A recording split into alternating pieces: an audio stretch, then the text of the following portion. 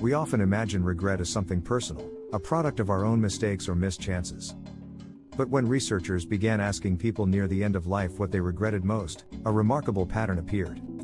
Across cultures, professions, and generations, their answers sounded almost the same. This isn't just philosophy, it's data. And it tells us something essential about how we live, and what we often fail to notice until it's too late.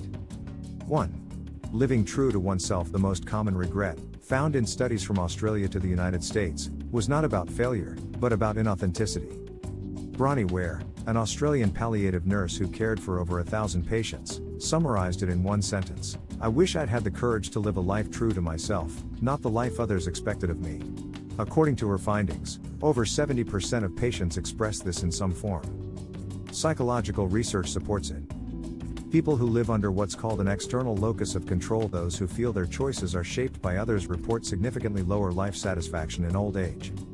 The lesson is simple but profound: when we delegate our choices to others, we may gain approval, but we lose authorship.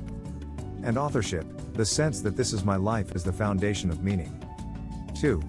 Working too hard. The second most common regret, particularly among men, was this: "I wish I hadn't worked so hard." Ware found that many of her male patients felt they had spent too much of life earning a living and too little actually living. The long-running Harvard Grant study, which has tracked men's lives for over 75 years, confirms that professional success has little correlation with long-term happiness. What mattered most were close relationships, family, friendship, emotional intimacy.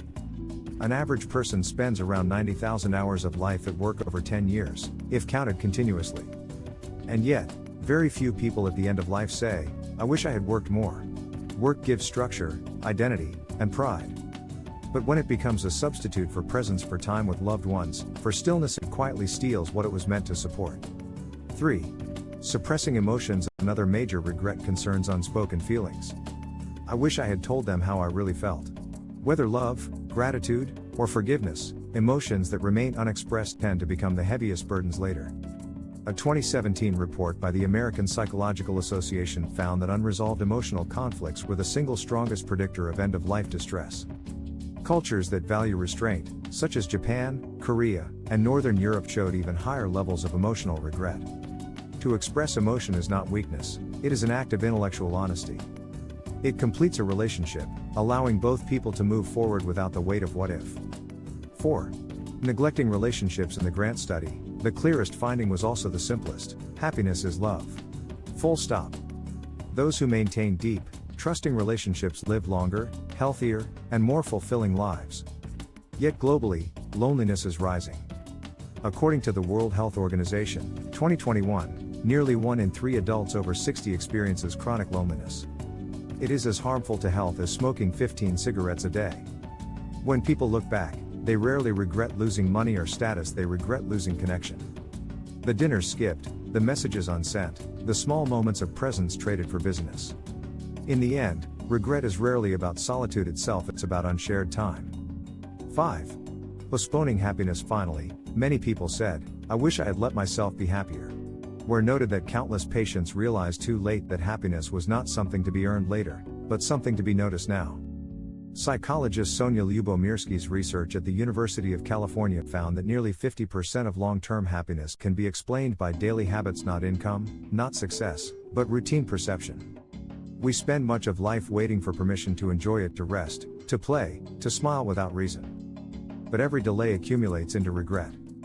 Happiness, it seems, is less a condition than a decision. Conclusion: across thousands of interviews and decades of data, 5 regrets emerge again and again. I wish I had lived true to myself. I wish I hadn't worked so hard. I wish I'd expressed my feelings. I wish I'd stayed in touch with people I love. I wish I'd allowed myself to be happier.